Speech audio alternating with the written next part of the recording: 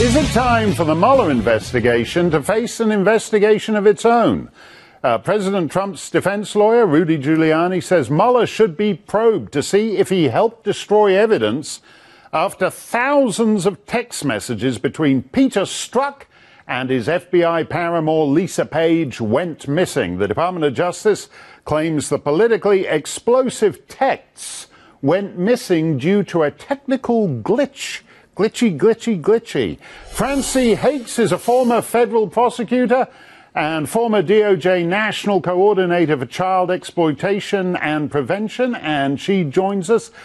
Francie, there's a kind of credibility issue here, because everybody in some little rinky-dink civil suit in the local county court knows that you don't do this kind of stuff. How come the FBI gets away with just vaporizing important evidence from key figures?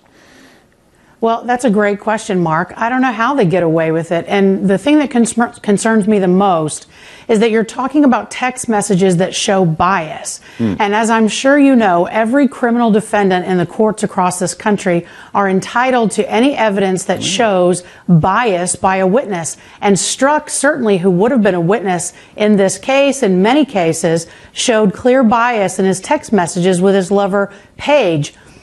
It was wrong for the Department of Justice to get rid of these text messages.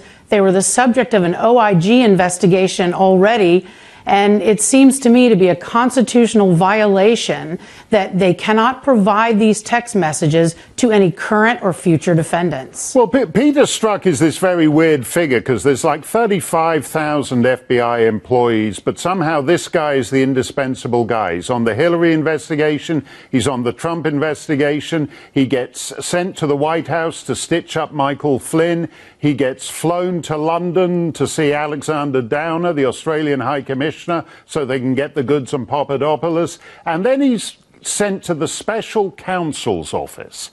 And according to the OIG's report, it's the special counsel's office that reviewed these cell phones and put them back on factory settings. Isn't that corruption in the special counsel's office? Well, it certainly seems like it could be, Mark. My concern here is that Bob Mueller was a United States attorney, a presidential appointee. He was the FBI director. He knows better than most people what is relevant to a potential prosecution. And what is relevant is always exculpatory information. Right. And that is what is contained in these text messages. And it is shocking that they deleted them. And it makes you wonder whether it was purposeful. Yeah, and that phrase you use, exculpatory information, that's actually, prosecutors can be punished for that. Nobody seems anxious to punish Bob Mueller, so maybe Giuliani has a point about investigating the investigator. Another thing, Francie, while we have you, a new report claims that President Trump's former attorney, Michael Cohen, who famously said he had never been to Prague, may have been there in the summer of 2016, according to cell phone tower evidence. And that, as you know, was one of the most explosive allegations in the various Trump details in the Trump dossier. Is this anything real, or is it hearsay upon hearsay?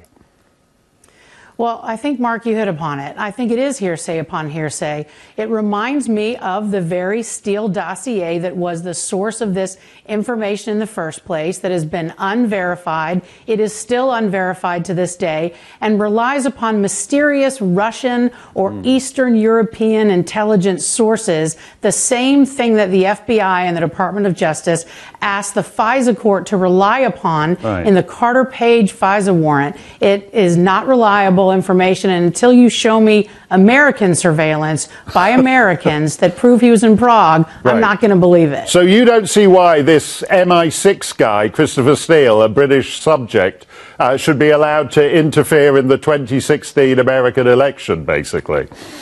I really don't. I think we should leave that to Americans. Okay, and presumably he wouldn't actually, if Cohen had been in Prague. He's now copped a plea with Mueller and the rest of the guys. He would presumably have no incentive not to disclose that. So if he had been there, the investigation would know it, wouldn't they? Well, they would. And in fact, he has made no secret of his newfound hatred for President Trump and his evil ways, as I think he put it. And so I think if he was in Prague and it was part of some vast conspiracy by the president to collude with Russia to throw the election, I think he'd be on Twitter talking about it right now. Yeah, he does seem to be relatively leaky about that.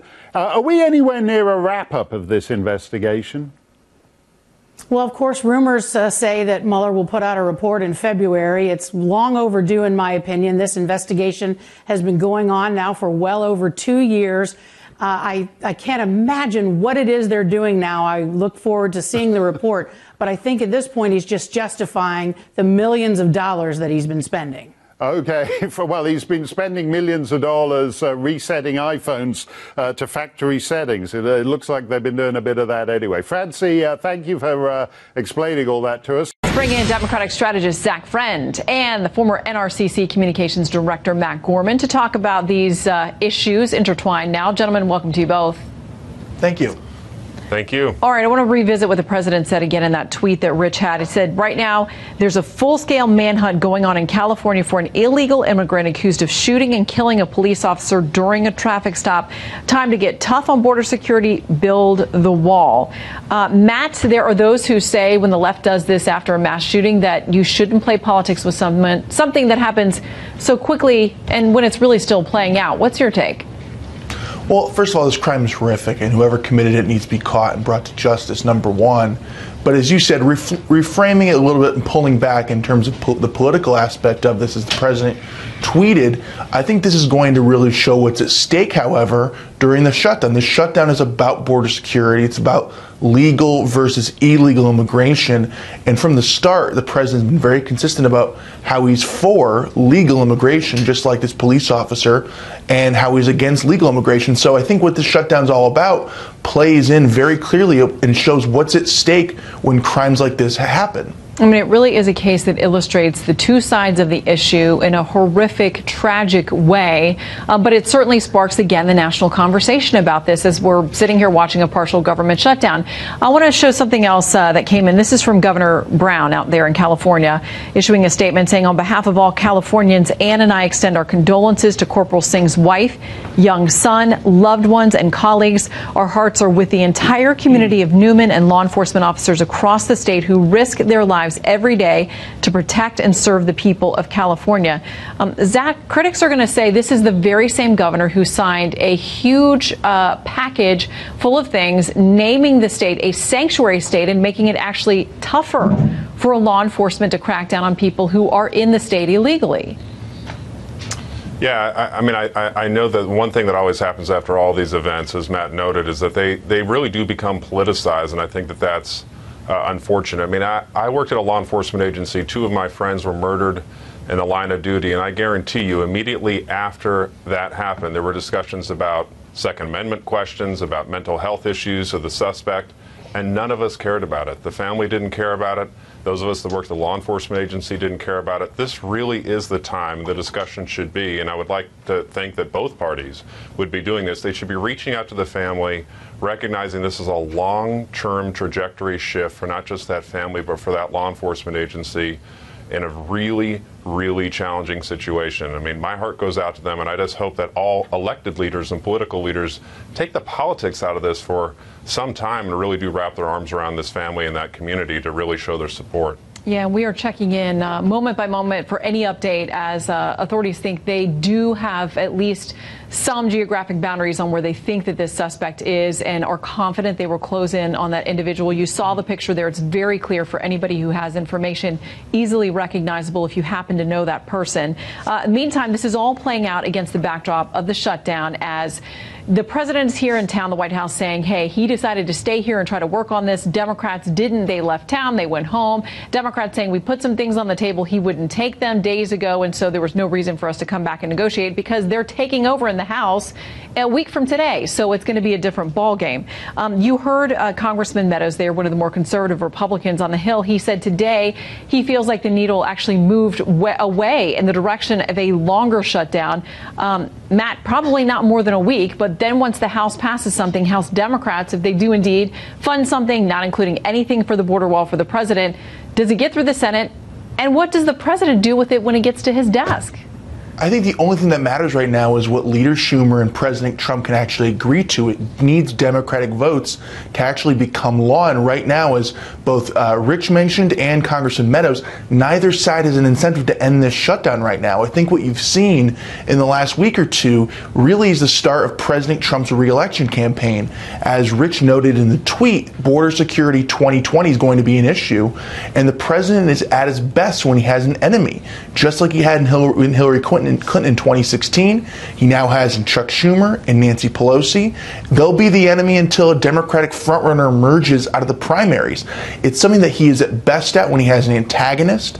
It'll wake up his base and show a very, very clear contrast of what's at stake in 2020. Well, and Congressman McGovern, a Democrat, was on the Hill today trying to reopen the conversation. He said on the House floor he didn't have much company. That was not moving forward. But here's what he also said about the fact that he thought they had a deal. At least he says they did until the president got involved. We ought to work at it until we get to an agreement where a majority say yes. And I think we had that until the president, went off his meds, and who the hell knows what happened. Zach, as Matt said, the president loves having someone to joust with, and words like that are most certainly to get a reaction from him, I would suppose. Yeah, I don't think that that's actually really helpful to the conversation. I mean, look, the Senate voted 100 to 0 on a compromise package, so we know what the Democrats would support. I actually really do believe that the only people who care about the blame game are people that are actually in Washington. Across the country, people are wondering whether this week's paycheck are going to pay next week's bill, and there's 800,000 federal workers right now and their families, which means that there's literally millions of people right now that don't have any money coming in. And I think that as this continues to play out, it isn't good for either party. I think it's disproportionately bad for the president. He took ownership of this early on, but I think somebody's waiting for an adult in the room. Somebody's waiting for some leadership to just step up, take the politics out of it, and just simply say, let's come to a compromise. I mean, there's a lot of people right now that don't have any money coming in. There's a lot of people not sure how they're going to make their mortgage payment in the coming weeks. And so we really got to make sure that somebody steps up and a compromise is reached. And just to keep this factually clear, what has been explained to us is that current paychecks are going to go out. But if this doesn't wrap up within the next few days, then down the line another week or two or more, we could be talking about issues. Eventually, those employees being paid back. But of course, a delay when you're living paycheck to paycheck is everything if you're trying to get this thing solved. Right. Okay, so they gavelled in for like minutes today and nothing happened. We'll see. They're going to try again January 2nd. Democrats take over the following day in the House, so we won't expect a whole lot of movement between now and then. It doesn't seem like from either side. In the meantime, Zach and Matt, thank you. Great to see you both. Thank you. My pleasure.